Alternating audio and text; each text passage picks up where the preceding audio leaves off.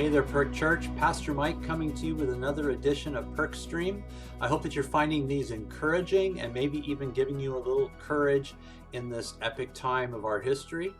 I hope that what we share here today will be of value to you, not only in your spirit, but also maybe some practical tips as well. In today's edition of Perkstream, I want to share a little bit from the book of Mark as we as a congregation are reading Mark. Reading it in order to understand what is the gospel that Jesus gave us. And today we'll look at a question, what has Jesus done for us?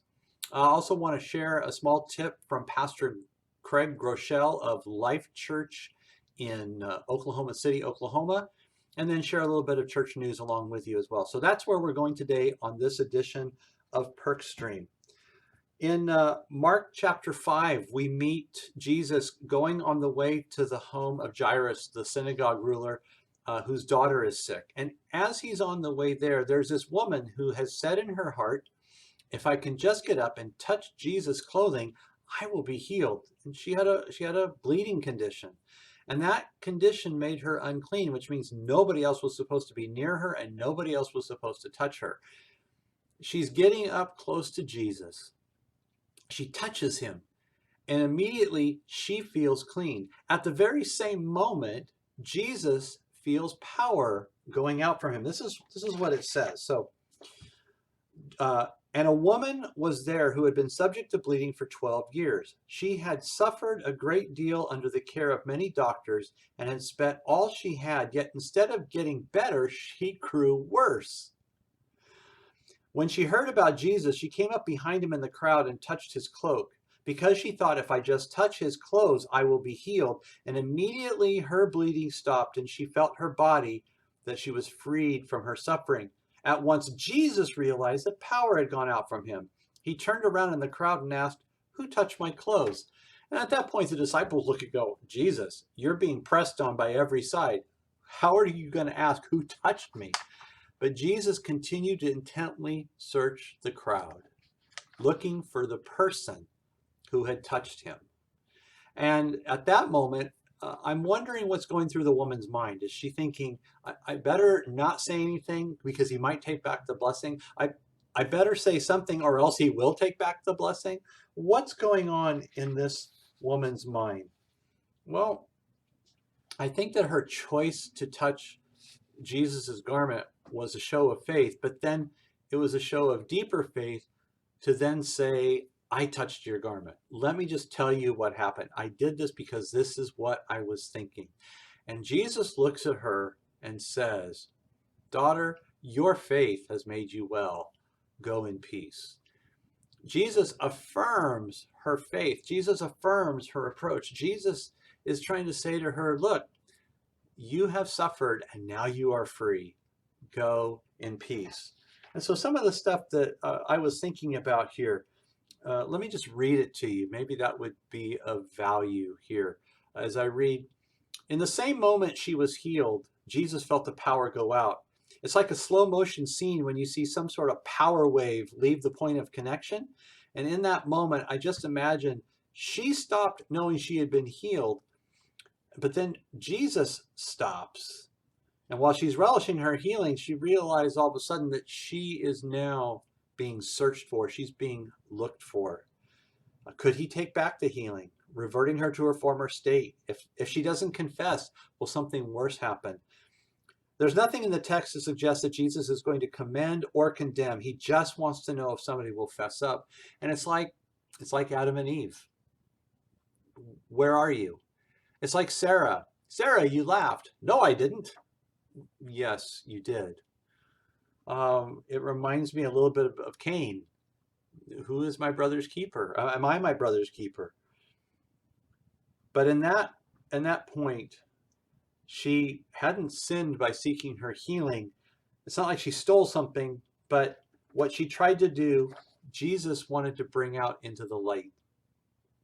And you know, I wonder if there's sometimes a fear of us saying, God did something for me. I wonder if God has done something for us and we're afraid to say God did this. And I can hear it. I can hear somebody questioning and saying, prove to me that God did that. Or maybe somebody else will say, well, you know what? you say God did that, but if he did it for you, why isn't he doing it for everybody else? And I totally understand that.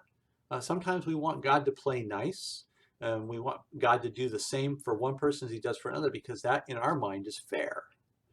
Um, but God, in his wisdom, does what he does. And in this case, the woman who was seeking the healing found it and was commended for her faith.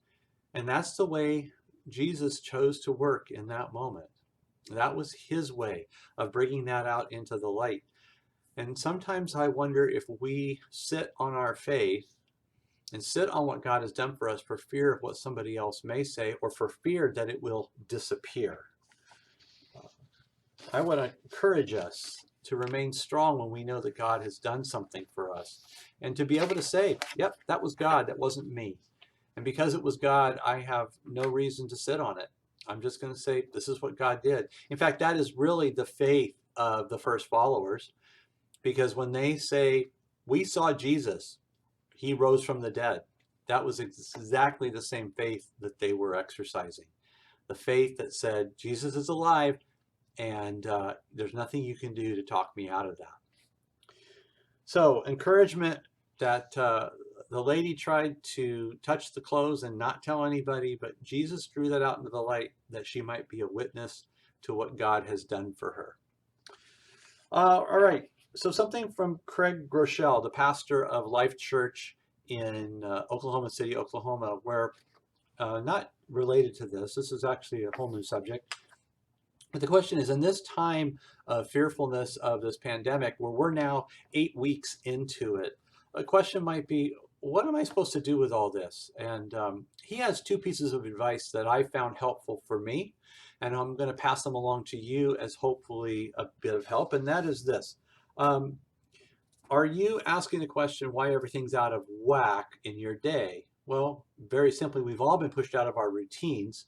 And by being pushed out of our routines, we might be gaining weight, losing weight, sleeping more, sleeping less. And Craig's simple idea from his own experience and what he's been doing in reading, and again, what's helpful for me is you need to get yourself back into a routine. Whether you're getting up and going to work or not, a routine is vital to giving your body some regularity, especially in the midst of all the irregularity. So here are some generalizations where you can work out the specifics. One of them is just establish a routine. I still get up in the morning between 6 and 6:30. I exercise, I take the dog out, and I take a shower and get dressed for a normal day. And I don't get into shorts and a t-shirt. I get into my regular work clothes. I have the mindset that today I am doing what I normally do. Even though I'm still doing it from home, I'm doing it from not my office, but the home office. All of those things together basically say, I'm going to have as normal a day as possible. And so I'm going to dress the way I would as if I'm going to work. So that's something that you can do that could help the mindset. The other thing is, do you have some margin in your day now? Maybe you're working, but you're not working as much, or maybe you're not working at all and you're trying to figure out, what can I do with some of my day? And the temptation is, hey, I could binge watch a bunch of shows I haven't watched, or I can get in some extra time doing something that I've always wanted to do in terms of TV or radio or blogs or whatever. And yeah, you could do that, but have you thought that maybe this would be a great time to say, I've always said someday I want to learn a new craft, learn a new skill. I want to do something that improves myself. This seems like a really great time. And even though we're standing in a time when a number of jobs are coming back online, you may not be getting all the hours that you had before. So what's that new skill that you wanted to learn? And maybe you're in a job that you can't go back to right away. What's the new thing that you wanted to accomplish? This would be a great time to do it. Add it to your day so you add something productive and add value to life. So if this is that time when you are thinking, wow, this would be someday, well, seize that day. Add some regularity to the schedule. Use some of the margin you might have to learn something new. Some things that you want to know. what we're going to be doing now for worship is we're going to actually be going to a pre-recorded setting. What that means is I'm going to pre-record the sermon, and Ryan and possibly other people are going to join in and pre-record some of the worship music.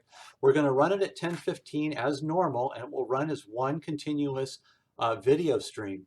But it just will not be a live stream. And what we're hoping we'll accomplish by this is we're going to control our sound better.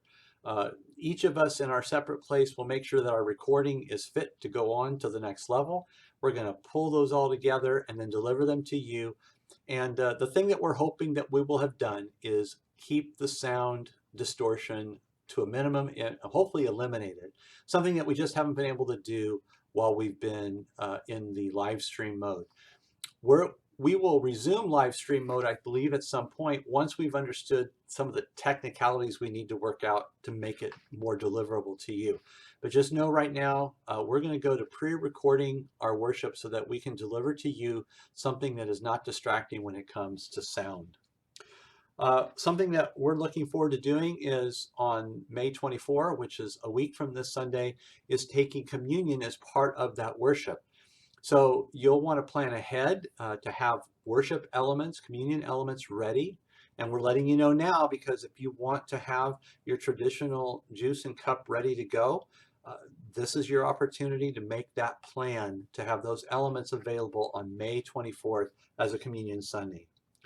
And out of the meeting that the elders just recently had, at this point, we are still talking through what does it mean with the governor's orders to keep Montgomery County in lockdown mode through June 4th. We're still working with that extension of that lockdown as far as what we may do as far as reopening the facility. That there's still some question that whether June 4th is really the date. But we have some more discussion to work through, and so we ask you to be patient with us. We ask that you show us a lot of grace right now as we continue to work with the different pressures that are upon us as the elders to make sure that we do this well and that we're doing it with the best in mind for our local church body, and that we're doing it so that you not only can come and worship, but you can worship and see other people and do it in a safe manner. So we appreciate your patience and we appreciate your prayers for wisdom. So, reminder, if you are still wanting to look into the book of Mark, look at the book of Mark, learn some new things with us. Start the challenge. If you need the 40-day challenge guide, send me an email. I'll be glad to send that to you. Remember that we will come at you live 10:15 Sunday morning. No, excuse me, not live, but we will be streaming 10:15 Sunday morning with a pre-recorded service. Encourage you to worship together. Worship and be part of that experience. And then please be praying with the elders and as we make decisions about the upcoming time of opening the church building again and how that's going to roll out. God bless you. I hope that you have a great day. Blessings, and we will talk to you later.